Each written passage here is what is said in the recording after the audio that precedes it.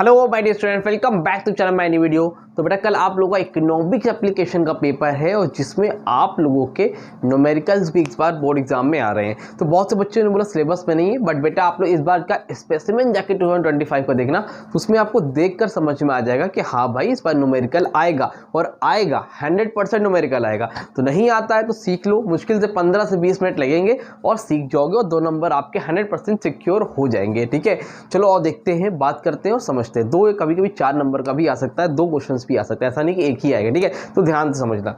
अब देखो न्यूमेरिकल में परसेंटेज मेथड से खाली निकालना है। किससे मेथड से? परसेंटेज मेथड से। तो परसेंटेज मेथड से हम लोग सीखेंगे और परसेंटेज मेथड से हम लोग निकालेंगे तो उसका फॉर्मूला क्या होता है। देखो इलास्टिसिटी ऑफ डिमांड निकालना है, न्यूमेरिकल के चैप्टर क्या इलास्टिसिटी ऑफ डिमांड का, तो हम लोग इसको लिखते हैं ईपी। ईपी का मतलब होता है प्राइस इलास्टिसिटी ऑफ डिमांड। क्या होता है? Price elasticity of demand. ठीक, फॉर्मूला क्या होता है? फॉर्मूला होता है percentage change in quantity demanded, percentage change in quantity demanded upon percentage change in price. Formula क्या होता है बेटा?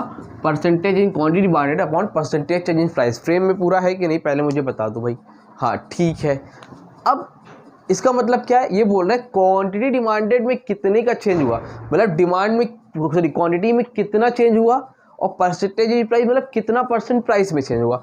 इसको जब हम लोग अब मैथमेटिकल टर्म्स में लिखते हैं तो कैसे लिखते हैं?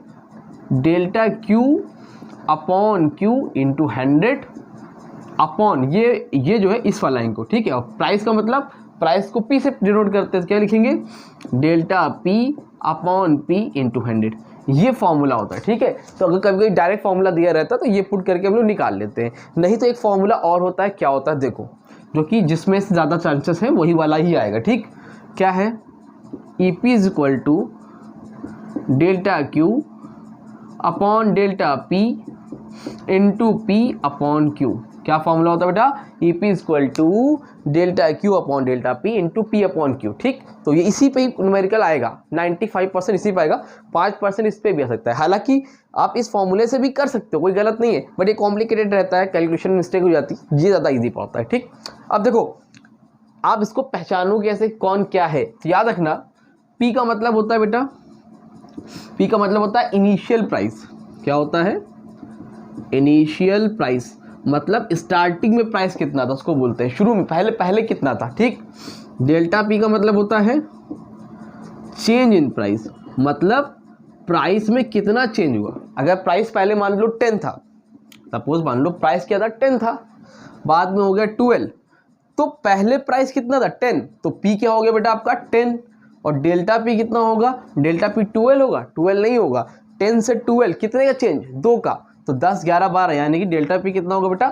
2 होगा। समझ में आ रही बात कि नहीं आ रही? ठीक है, तो पी का मतलब पहले जितना था, डेल्टा पी का मतलब कितने का चेंज हुआ। ठीक, चलो अब क्यू का मतलब क्या है? क्यू का मतलब है इनिशियल क्वांटिटी। इनिशियल मतलब पहले क्वांटिटी कितनी थी, और डेल्टा क्यू का मतलब होता है चेंज इन क्वांटिटी, क्वांटिटी में कितने का चेंज हुआ। ठीक, अब चलो और क्वेश्चन करके देखते हैं कैसे करा जाएगा। इसको समझ लो, यही काम आएगा आपके। पहले जो प्राइस था उसको डेल पी बोलते हैं। एक क्वेश्चन तुमको करके दिखाता हूँ, देखो जैसे मान लो ये आपका प्राइस है। ठीक, पहले से मैं अपने से कर रहा हूँ, एक बार बुक से भी कराऊंगा अभी। और ये क्या है बेटा आपका? क्वांटिटी डिमांडेड, यानी क्वांटिटी भी लिख सकते हो। प्राइस आपका पहले था 20। ठीक है, तो डिमांड आपकी हुआ करती थी कितना ले लें? 500। ठीक, कोई भी चीज़ थी 5, जब 20 रुपये का प्राइस है तो हम लोग क्वांटिटी डिमांड कितना करते थे? 500। हम लोगों ने क्या पढ़ा है? प्राइस बढ़ता है तो डिमांड घटती है, लॉ ऑफ डिमांड बोलता है। प्राइस घटता है डिमांड क्या होती है? बढ़ती है। तो मान लो प्राइस घटा, प्राइस 20 से 10 हो गया, प्राइस कम हुआ तो डिमांड क्या होगी? बढ़ेगी। तो 500 था, अब डिमांड कितनी होगी बेटा? 1000 होगी। कुछ बात समझ में आ रही कि नहीं आ रही? पहले प्राइस कितना था? 20, तो बाद में कितना हुआ? 10। क्वांटिटी डिमांड पहले कितनी थी? 500, बाद में कितनी हो गई? 1000। समझ में आ रही बात? क्लियर है? कोई दिक्कत, कोई परेशानी नहीं है। अब इसको निकालेंगे कैसे भाई? आओ चलो करते हैं। फॉर्मूला क्या होता है? यही वाला लगाओ, E P equal to delta Q upon delta P into P upon Q. ठीक, अब बताओ इसमें कहीं लिख लेते पहले लोग, पी क्या है इसमें, ये वाला पी क्या है, पहले प्राइस कितना था, पहले कितना था बेटा 20, कितना था 20। अब बताओ क्यू कितना है, पहले क्यू कितना था 500, तो जो पहले था इनिशियल क्वांटिटी, डेल्टा पी कितना है भाई, पहले प्राइस कितना था 20, 20 से 10 कितने का चेंज हुआ, चेंज कितने का है 20 से 10, 10 का चेंज ना, तो डेल्टा पी क्या होगा 10, और डेल्टा क्यू कितना होगा बेटा 500 से 1000, तो कितने चेंज हुआ 500 का। समझ में आ रही बात, क्लियर है। 500 से 1000 तो कितने चेंज 500, अगर मान लो यहाँ पे सपोज मान लो 900 होता, 900 होता, तो 500 से 900 कितने चेंज हुआ 400, तो डेल्टा क्यू कितना होता 400। समझ में आ रही बात, ठीक है ना। चलो और करके देखते हैं, डेल्टा क्यू कितना है भाई साहब 500, डेल्टा पी कितना है 10, पी कितना है 20, क्यू कितना है 500, सॉल्व कर लो आंसर आ जाएगा। सही है, यही तरह डेल्टा क्यू 500, पी था 20, डेल्टा पी था 10 और क्यू कितना था 500, सॉल्व करो 0 0 कैंसिल, 500 500 कैंसिल, तो ऊपर कितना बचा 2, नीचे कितना बचा 1, अगर 1 से 2 को डिवाइड करेंगे कितना आएगा 1 2 ज़ा 2, तो ईपी कितना आया बेटा हमारा, ईपी इज इक्वल टू 2। और आप लोगों को पता होगा कि जब एक से ज़्यादा होता है, मतलब एक से ज़्यादा हो, ये तो पढ़ो ना elastic demand, EP equal to 0 perfectly inelastic, EP equal to 1 unitary elastic, EP less than 1 less elastic या inelastic, EP greater than 1 अगर 1 से ज़्यादा है तो वो क्या होता है आपका हाईली इलास्टिक या फिर elastic.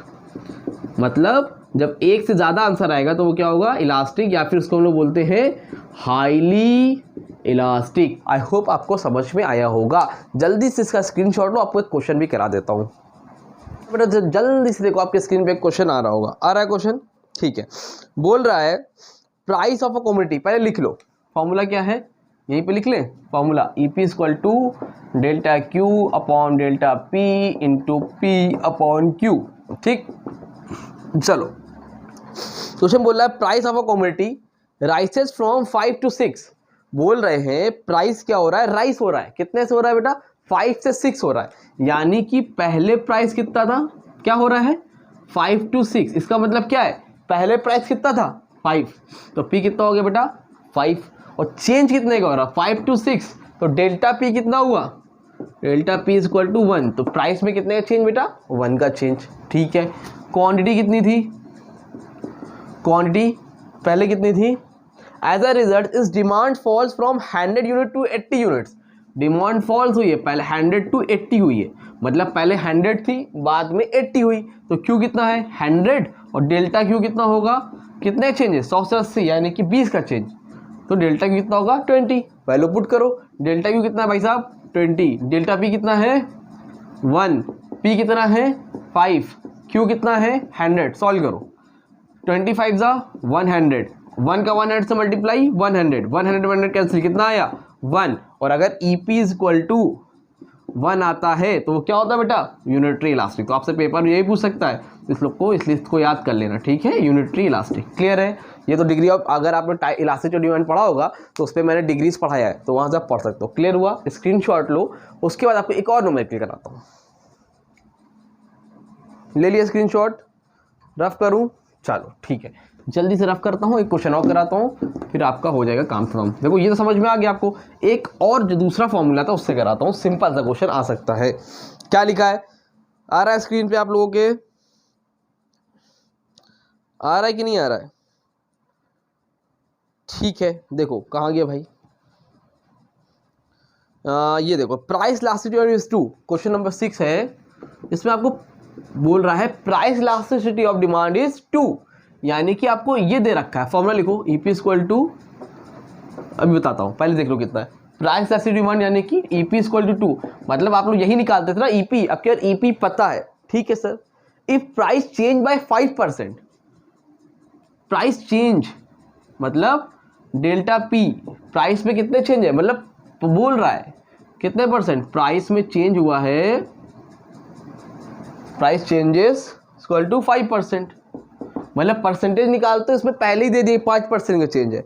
What will be the percentage change in quantity, तो बोल रहा है क्वांटिटी में कितने परसेंट का चेंज होगा, निकालो क्या है फॉर्मूला।